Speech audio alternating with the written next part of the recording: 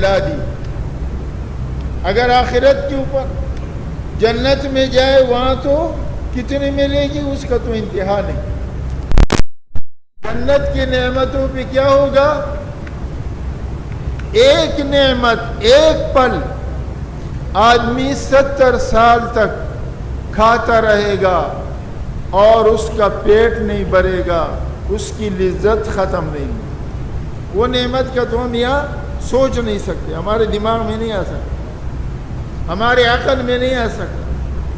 لیکن دنیا کی نعمتیں دیکھ لو, ایک کھانے کی نعمت دیکھو کتنی خدائے پاک, یہ صرف انسان بنانے پر.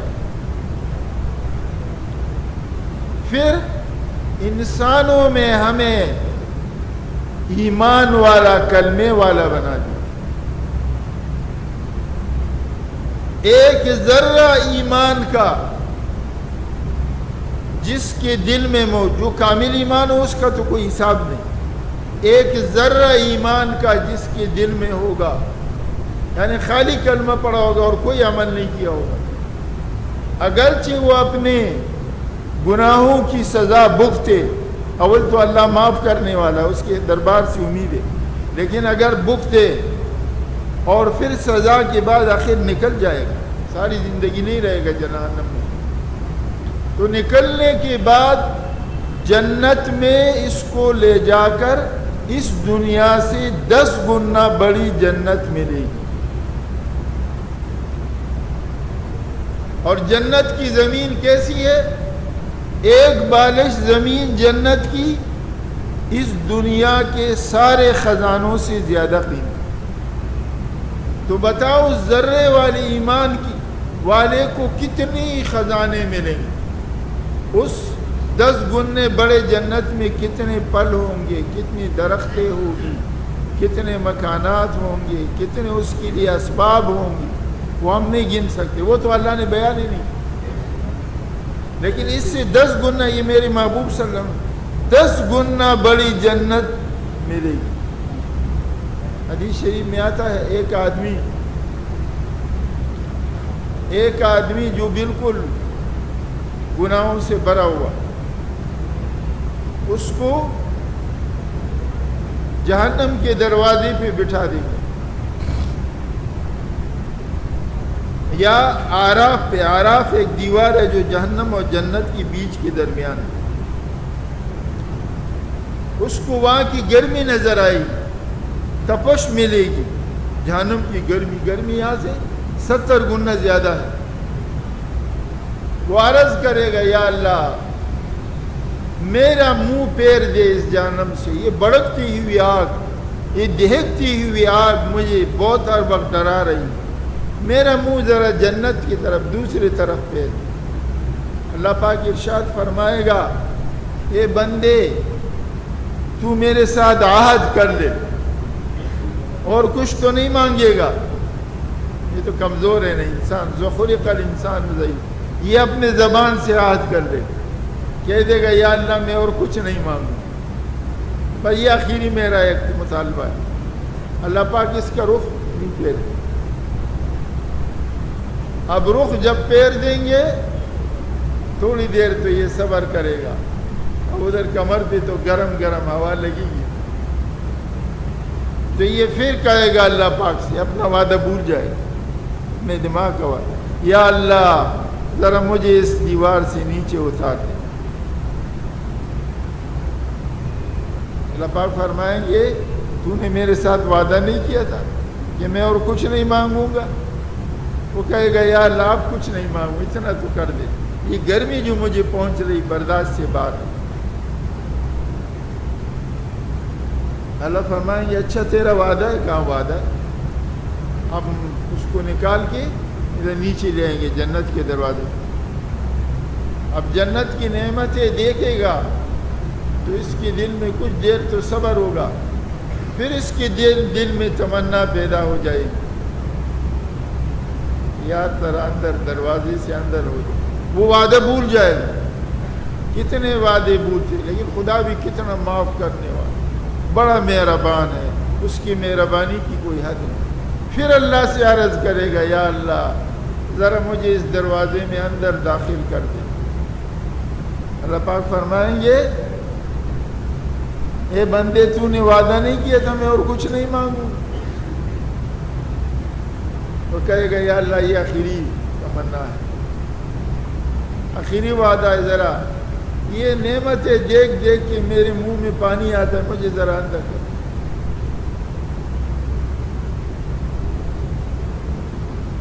اللہ پاک فرمائیں گے اور کچھ نہیں مانگے گا؟ کہا نہیں، وہ اللہ میرا وعدہ ہے میں کچھ نہیں مانگوں. اللہ پاک فرمائیں گے جاؤ جنت میں داخل ہو جاؤ. یہ مختصر سے میں عرض کرتا ہوں، اور تم کو میں نے اس دنیا سے 10 گنا بڑی جنت دی. وہ کہے گا یا اللہ تو پروردگار ہے، رب العالمین ہے، تو میرے ساتھ مذاق کرتا ہے؟ میں کہاں گناہوں سے بھرا ہوا، کہاں دنیا سے 10. اللہ فرمائیں گے نہیں بندے، میں مذاق نہیں کرتا، میری ہر بات سچی ہے، پکی ٹکی ہے. یہ آخری آدمی جو جنت میں جائے، اب جائے گا اس دنیا سے 10 گنی بڑی جنت میں.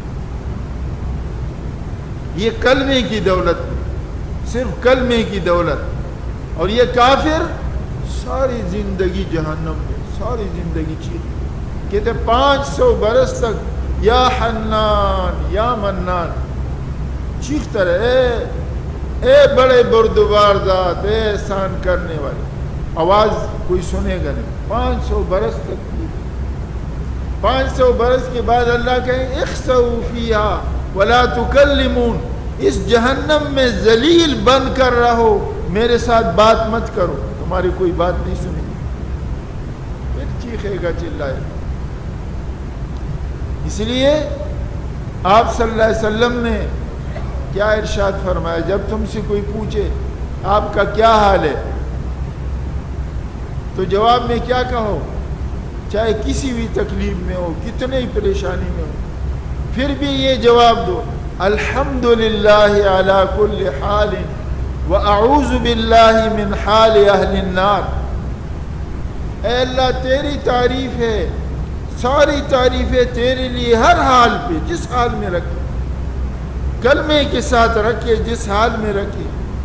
اور میں پناہ مانگتا ہوں جہنمیوں کے حال سے، ان کا کوئی حال نہیں، برا حال. دنیا میں بھی دل میں سکون نہیں، چین نہیں، اور آخرت میں تو ہے ہی پریشانی پریشانی، مصیبت ہی مصیبت. دنیا میں بھی سکون نہیں ہے اس کو. یہاں مجھے ایک قصہ یاد آیا. مولانا ابو الحسن علی ندوی رحمۃ اللہ علیہ کی کتاب ہے، اس کا نام ہے طوفان سے ساحل تک. طوفان سے ساحل تک، یعنی میں طوفان سے نکلا، سمندر کی طوفان سے، اور اللہ نے مجھے سمندر کے ساحل پہ اتار دیا. یہ ایک نو مسلم نے لکھی ہے کتاب. انگریزی میں کوئی اور نام تھا، اسلام میں اس کا نام محمد اسد ہے. اس نے اپنے ایمان لانے کا واقعہ لکھا، کتنا عبرت انگیز. کہا میں کیسے ایمان لایا؟ تو انہوں نے لکھا ہے میں مصر ریل گاڑی میں مصر کی طرف جا رہا تھا. مسلمان نہیں تھا، عیسائی تھا. سیٹ پہ بیٹھا ہوا تھا. میری سیٹ پر میرے سامنے 2 غیر مسلم یہودی بیٹھے ہوئے تھے اور ایک مسلمان بھی بیٹھا ہوا. کہا تھوڑی دیر کے بعد کھانے کا وقت آیا. مسلمان کا دل بھی کھلا ہوتا ہے، اس کا چہرہ بھی کھلا ہوا، کیوں اندر ایمان کا نور ہوتا ہے، اور وہاں کفر کی ظلمت ہوتی. اس کا دل بھی بند، اس کا چہرہ بھی منحوس. کہا جب کھانے کا وقت آیا تو ان 2 غیر مسلموں نے ایسا ریل کی دیوار کی طرف پش کیا، اور دیوار کی طرف پش کرنے کے بعد چوروں کی طرح کھانے لگ گئے. چوروں کی طرح چپ چھپا کے کھانا کھا لیا اور میں بیٹھا ہوا دیکھتا رہا. تھوڑی دیر کے بعد جب انہوں نے کھانا کھا لیا اس مسلمان کے کھانے کا وقت آیا. اس نے سب کے سامنے ایسا اپنا چادر بچھا دی اور اس میں سوکھے ٹکڑے تھے. غریب آدمی تھا, کسان آدمی تھا. سوکھے ٹکڑے ایسے رکھ دیے اس پہ چادر پہ اور مجھ سب سے پہلے مجھے آ جاؤ میرے ساتھ کھا لو. دل برا. شیخ سعدی رحمۃ اللہ علیہ فرماتے ہیں نا, ہفتے اقلیم ار بکیرت پادشاہ ہم چنا در بند اقلیم دیگر نیم نانے گر خورد مرد خدا بزل درویشا کند نیم دیگر. کہتے ساتوں زمینوں کا بادشاہ بھی بن جائے کوئی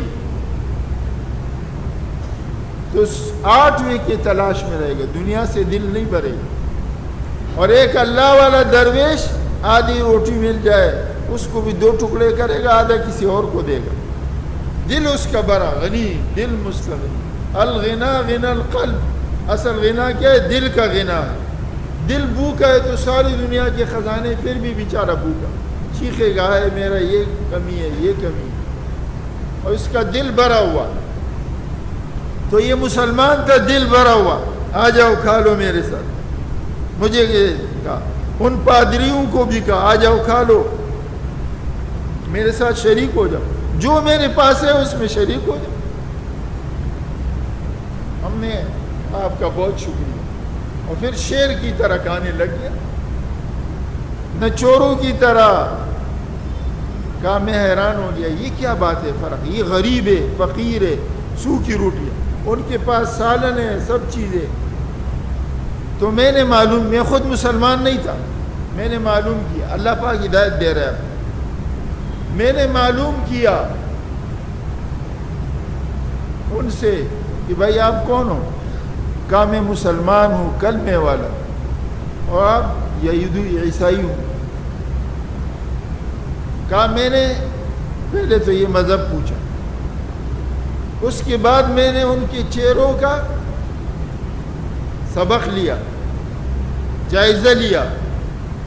تو میں نے دیکھا کہ ان کافروں کے چہروں پہ نحوست بری اور اس مسلمان کے چہرے پہ ایک روشنی ہے اور ایک نور بھرا ہوا. تو کہا میں حیران ہو گیا, یہ کیا بات ہے؟ حالانکہ یہ غریب فقیر ہے اور یہ امیر اور اسباب کے ساتھ والے. تو اللہ پاک نے میرے دل میں بات ڈال دی, میرے دل میں. اب ہدایت دینے والا اللہ ہدایت دیتے ہیں نا, اللہ یجتبی الیہ من یشاء ویہدی من ینیب. اللہ جس کو چاہتا ہے کھینچ لیتا. اشتباہ. ہمارے صوفیاء کہتے ہیں تصوف کی دو حیثیت ہے, ایک جذب ہے, جذب, اللہ خود اس کو اپنی طرف کھینچ. ایک سلوک ہے, سلوک معنی محنت کر کے اللہ تک پہنچے, لیکن ہر سلوک والا آخر میں جذب میں آ جاتا ہے, اور جذب والے کو سلوک سے پہلے ہی اللہ اپنے پاس پہنچا دیتا ہے. حضرت تھانوی رحمۃ اللہ علیہ کا واضح طریق القلندر وعریق السمندر, اس میں ایک شعر لکھا ہے. قلندریہ سلسلہ اس کو بولتے ہیں جس میں زیادہ عبادتیں نہیں ہیں لیکن اللہ کی اور اللہ کے رسول کی عشق و محبت ہے, اس جذبے میں وہ مست رہتا ہے. تو اس کے شروع میں ایک شعر لکھا ہے, صنما لہے قلندر سزوار بمن نمائی. صنما, صنم کہتے ہیں میں اپنے محبوب کو, اللہ کو کہہ رہے ہیں. صنما رہے قلندر سزوار بمن نمائی کہ دراز دور بینم رہے رسم پارسا. اے میرے اللہ, یہ قلندریہ طریقہ مجھے میرے لیے بڑا اچھا ہے کہ میں نے یہ سلوک پارسائی کا راستہ بڑا لمبا دے گا, یہاں بڑے مجاہدے کرنے پڑتے ہیں. تو سلوک میں مجاہدے کرنے پڑتے ہیں, جذب میں اللہ پاک کھینچ دیتا ہے. ابراہیم ابن ادم رحمۃ اللہ علیہ کو اللہ نے ایک دم بادشاہت سے نکال کر اپنا ولی بنا دیا. بایزید اور فضیل ابن عیاض کو ڈاکو سے نکال کر اولیاء کا سردار بنا دیا ایک ہی واقعے میں اللہ کی مدد.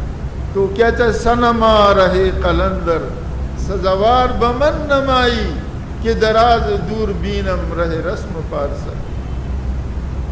خیر میں عرض کر رہا تھا طوفان سے ساحل تک محمد اسد صاحب کی کہانی. اس کے دل میں سوچنے لگے کیا بات ہے, ان کے چہروں میں نور نہیں ہے, مسلمان کے چہرے میں نور ہے اور دل کے اندر وسعت ہے, یہ کیا بات ہے؟ کلمے پر آپ کو عرض کر رہا ہوں کہ اللہ نے میرے دل میں ڈال دیا کہ ان کو اپنا منزل معلوم نہیں ہے, منزل مقصود. ابھی تو منزل یہ دنیا کا منزل تو معلوم ہے کہ مصر جا رہے ہیں, لیکن اصلی منزل کیا ہے, ہمیں کہاں جانا ہے, کہاں تک پہنچنا ہے, وہ منزل معلوم نہیں ہے. اللہ تک پہنچنا ہے, اللہ کے سامنے جا کے کھڑا ہونا ہے, جنت میں جانا ہے, جہنم سے بچنا ہے. یہ منزل سے غافل ہے. اور اس مسلمان کو اپنی منزل معلوم ہے کہ مجھے کہاں جانا ہے, میرا منزل مقصود کہاں ہے. تو وہ کہتے ہیں جب میں نے یہ چیز دیکھ لی اور ان کے چہرے دیکھ لیے تو میں نے کہا میں یہ مذہب اختیار کرتا ہوں. یہاں روشنی ہے, یہاں منزل معلوم ہے, اور وہاں اندھیرا ہے, منزل معلوم نہیں. تو میرے دوستو بزرگوں میں عرض کر رہا تھا کہ کلمے کی دولت بہت بڑی نعمت ہے کہ اللہ پاک نے ہم آپ کو کلمے کی دولت سے نوازا اور بغیر محنت کے نوازا. کوئی قربانی ہم سے نہیں لی, نہیں تو صحابہ کرام رضوان اللہ تعالی علیہ مجمعین نے اس کلمے کے لیے بڑی قربانی ہے. مارے کھائی, آگ کے انگاروں پہ گھسیٹے گئے, لوہے کی زروں میں بند کر کے کوڑے مارے گئے, ہمیں کوئی قربانی. پھر اللہ پاک نے ہمیں جب چاہے جس وقت چاہے اللہ کی عبادت کر سکے, کوئی روک ٹوک نہیں.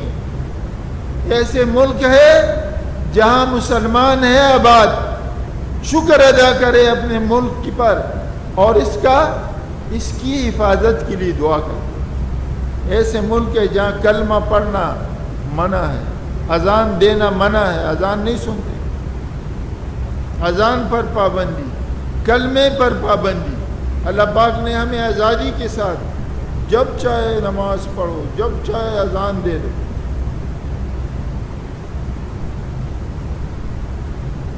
تو آزادی کی زندگی ہمیں دی ہے, اس لیے کیا فرمایا الحمدللہ علی کل حال واعوذ باللہ من حال. تو وہ کہتے ہیں میں پھر جا کر مصر میں ایک مسلمان ہو گیا, عالم کے ہاتھ پر میں نے کلمہ پڑھا, پھر اللہ نے اس کو بہت بڑا اپنے وقت کا اسکالر بنا دیا. تو میرے دوستو بزرگوں میں عرض کر رہا تھا, ابھی عام باتیں عرض کر رہا ہوں, کوئی گہری بات نہیں ہے کہ اللہ پاک نے ہم آپ کو کلمے کی دولت سے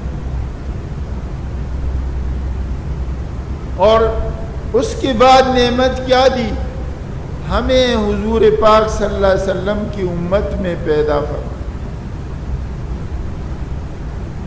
ایک تو اس امت کو کیا کہا گیا, کنتم خیر امت, تم سب سے بہترین امت. فرمایا میری محبوب صلی اللہ علیہ وسلم نے میری امت, ساری امتوں پر اللہ نے جنت حرام کر دی جب تک میری امت جنت میں داخل نہیں ہوئی. ساری امتوں پہ حرام کر, پہلے میری امت داخل ہوگی, اس کے بعد باقی امتیں داخل. اور قیامت کے میدان میں 120 صفحے ہوگی, اس میں 80 صفحے میری امت کی ہوگی. اور پھر قیامت کے میدان میں ہم آقا مولا جناب رسول اللہ صلی اللہ علیہ وسلم کی امت میں سارے پیغمبر نفسا نفسی کہیں گے, یا میری جان بچاؤ, یا اللہ میری جان, سارے انبیاء, سارے اولیاء. اور آپ صلی اللہ علیہ وسلم کیا فرمائیں گے, یا ربی امتی امتی, اے میرے رب میری امت کی حفاظت کر دے, میری امت کی. اللہ پاک نے ارشاد فرمایا قرآن میں وَلَسَوْفَ يُعْطِيكَ رَبُّكَ فَتَرْضَى، ان قریب ہم آپ کو ایسا مقام دیں گے کہ آپ راضی ہو جائیں گے۔ آپ صلی اللہ علیہ وسلم نے قسم کھائی، مفسرین نے لکھا میں اس وقت تک راضی نہیں ہوں گا یا اللہ جب تک میرا ایک امتی بھی کلمہ پڑھنے والا بھی جہنم میں باقی رہے۔ تو قیامت کے دن اللہ پاک فرمائیں گے آپ صلی اللہ علیہ وسلم کو کہ میرے محبوب سفارش کریں، جاؤ جہنم میں جس کے دل میں ایک ذرہ ایمان کا آپ کو موجود ہو نظر آ جائے، اس کو جہنم سے نکال کر جنت میں داخل کر دو۔ تو میرے دوستو بزرگوں، کتنی بڑی فضیلت ہے اس امت کی۔ اور کیا فرمایا میرے محبوب صلی اللہ علیہ وسلم نے حجت الوداع میں دعا فرمائی، اے اللہ ظالم کو بھی بخش دو میری امت کا، مظلوم کو بھی بخش دو۔ اللہ پاک نے فرمایا مظلوم کو تو بخش دوں گا، ظالم کو کیا دے؟ وہ تو ظالم ہے، دوسرے بے ظلم، یہ کیسے بخش دوں؟ کتنا رحمت للعالمین ہے۔ فرمایا میرے محبوب صلی اللہ علیہ وسلم قربان ہو جاؤں، سب کچھ قربان ہو جاؤں۔ میرے محبوب صلی اللہ علیہ وسلم نے فرمایا مظلوم تو اس کو تو ملے گا ہی بدلہ، ظالم کے سامنے اللہ نے یہ دعا قبول نہیں کی، وہاں مزدلفہ میں جا کے قبول کر۔ کیسے قبول کی؟ اللہ پاک قیامت کے میدان میں ظالم اور مظلوم دونوں کو لایا جائے، اللہ پاک فرمائیں گے ظالم مظلوم کو فرمائیں گے اگر تو بدلہ لینا چاہے تو میں دلوا دیتا ہوں، اگر بدلہ لینا چاہے تو میں دلوا دیتا ہوں، اور اگر تو معاف کر دے تو یہ جنت کی نعمتیں تجھے دے دیتا ہوں۔ تو کیا چاہتا ہے؟ بدلہ لینا چاہتا ہے یہ نعمت، وہ تو اللہ نے اس کو عقل دی ہوگی، ایمان کی نور دیا ہوگا، وہ کہے گا یار بدلے سے مجھے کیا ملے گا، اور یہ نعمت جنت کی ملے گی، ہمیشہ ہمیشہ راحت میں رہوں گا۔ تو اللہ پاک وہ معاف کر دے گا ظالم کو۔ اس کا مطلب میرا یہ نہیں کہ سب لوگ ظلم کرنے پہ آ جائیں، نہیں، جس کے لیے اللہ چاہے گا۔ تو میرے دوستو بزرگوں، اس امت کے اندر یہ نعمتیں، بے شمار نعمتیں، میں کیا گنوں؟ ایک آخری بات عرض کروں، سب سے بڑی نعمت یہ ہے اس امت کا ہر آدمی ہر حال میں کامیاب، گناہوں میں نہیں، نیکیوں میں، تکلیفوں میں، ہر حال میں کامیاب۔ ایک آدمی، آپ صلی اللہ علیہ وسلم نے فرمایا واہن لمسلم ان اصابته حسنۃ فحمد اللہ شکر وشکر وان اصابته سیئۃ فحمد اللہ وصبر۔ اے مسلمان، تیرے لیے کیا واہ واہ ہے، کیا خوشی ہے، کیوں؟ تیری دو حالت ہے، یا تو راحت میں ہے تو اللہ کی حمد و ثنا بیان کر لے اور شکر ادا کرے، اس پہ بھی تجھے اجر ملے گا، اور اگر تکلیف میں ہے تو اللہ کی حمد و ثنا بیان کر لے اور صبر کر لے تو تب بھی تجھے اجر ملے گا۔ تو تیرے لیے ہر حال میں اجر ہے۔ مسلمان میدان جہاد میں ہار گیا تو تب بھی غازی بن گیا، اور جیت گیا تو غازی، ہار گیا، انتقال ہو گیا، شہید ہو گیا تو شہید کی کتنے برکات ہے، وہ میں ابھی اتنی تفصیل میں نہیں جا سکتا۔ تو میرے دوستو بزرگوں میں عرض کر رہا تھا، یہ ہارنا بھی اس کا کامیابی، جیتنا بھی اس کی کامیابی، غم بھی اس کی کامیابی، خوشی بھی اس کی کامیابی۔ کتنا بڑا خوش قسمت ہے یہ انسان جو اللہ کے محبوب صلی اللہ علیہ وسلم کی امت میں پیدا۔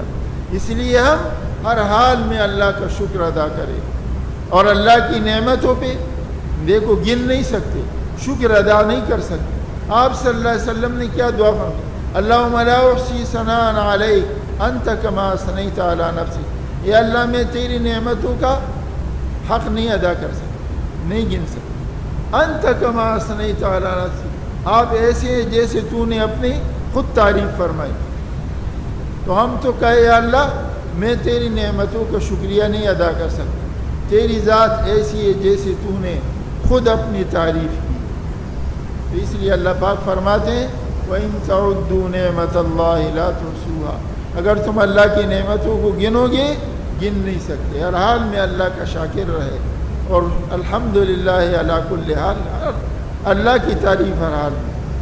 مگر میرے دوستو بزرگوں، یہ کیسے آئے گا؟ اس کے لیے دل کو بنانا۔ یوں تو ایسا میں نے بول دیا، آپ نے سن لیا، سمجھ اور کانوں سے ادھر نکل گیا۔ یہ دل کو بنانا پڑے گا، دل پر محنت کرنی پڑی، اور اسی دل کے محنت کے لیے یہ ساری دنیا کے اندر محنت ہے، اولیاء کی محنت، تبلیغ والوں کی محنت، نیک لوگوں کی محنت، سب اس دل پہ۔ یہ دل بن جائے، دل بن گیا تو سب کچھ بن جائے گا۔ دل بگڑا ہوا ہے تو سب کچھ بگڑا ہوا ہے۔ دل بدستاور کی حج اکبرس از ہزارہ کعبہ یک دل بہترت۔ دل کو قابو میں کر لو کہ یہ سب سے بڑا حج ہے، ہزاروں کعبوں سے ایک دل بہتر ہے۔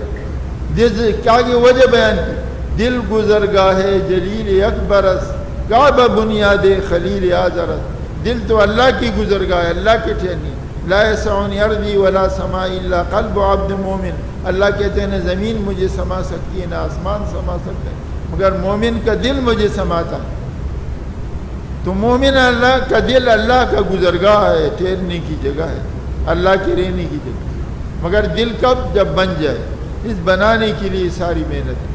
اب تھوڑی دیر کے لیے مراقبہ کریں گے دل کا ذکر، تاکہ ہمارا یہ بگڑا ہوا دل، یہ غلط دل جو ہے، جو گناہوں سے گندہ ہو چکا ہے، یہ اللہ کی یاد سے آباد ہو جائے۔ تھوڑی دیر ہمارے یہاں ذکر قلبی ہے، جو زبانی ذکر پر 70 گنا زیادہ ثواب رکھتی ہے۔ طریقہ اس کا یہ ہے کہ دونوں آنکھیں بند کر دو تاکہ ادھر ادھر دہیان نہ رہے، دونوں ہونٹ ملا لو، زبان کو اوپر کی تالو کے ساتھ لگا لو تاکہ حرکت نہ کرے، سانس کو ناک سے لیجیے، دل کے اندر جو الٹے پستان سے 2 انگل نیچے پہلو کی طرف ہے، اس دل کے اندر خیال کیجیے کہ میرے دل کے اندر اللہ جل جلالہ و نوالہ کے ذکر مبارک کے انوارات و تجلیات کا نور، حضور اکرم صلی اللہ علیہ وسلم کے قلب مبارک سے، سینہ مبارک سے، اس سلسلہ عالیہ نقشبندیہ کے بزرگان دین کے توسل سے آ رہا ہے، جس سے میرے دل کے اندر گناہوں کے زنگ، ظلمات، اندھیرات، خطرات، کدورات سب کو جلا دیتا ہے، اور میرا دل کہتا ہے اللہ اللہ اللہ